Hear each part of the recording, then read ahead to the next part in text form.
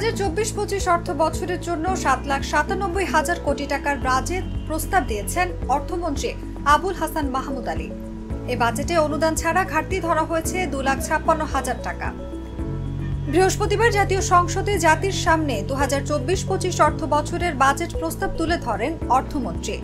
অর্থমন্ত্রী হিসেবে আবুল হাসান মাহমুদ আলীর এটা প্রথম বাজেট। মূল্যস্ফীতির বড় চাপের মধ্যে অর্থমন্ত্রী এই বাজেট প্রস্তাব উত্থাপন করলেন। মূল্যস্ফীতি 10% ছুঁই।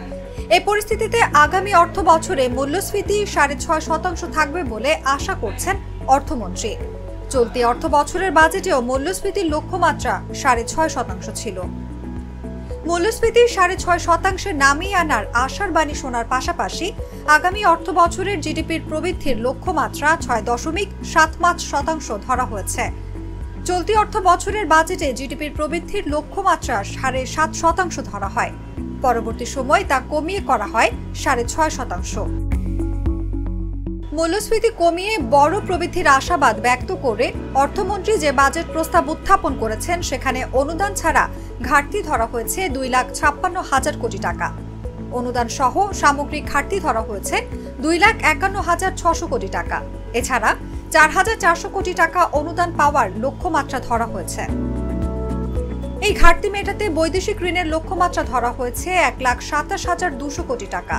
বৈদেশিক ঋণ পরিশোধ করা হবে 36,500 কোটি টাকা। এতে নেট বৈদেশিক ঋণ দাঁড়াবে 90,700 কোটি টাকা। আর অভ্যন্তরীণ ঋণ নেওয়া হবে 1,60,000 কোটি টাকা। এর মধ্যে ব্যাংক ব্যবস্থা থেকে নেওয়া হবে 1,37,500 কোটি টাকা, যার 72,682 কোটি টাকা দীর্ঘমেয়াদী ঋণ এবং 64,818 কোটি টাকা স্বল্পমেয়াদী ঋণ।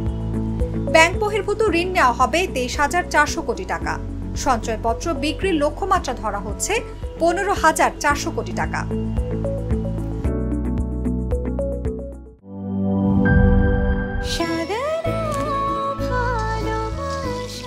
স্পেশাল মানুষদের জন্য মজাদার ম্যাজিক মশলা ফ্লেভারে মিস্টার নুডলস।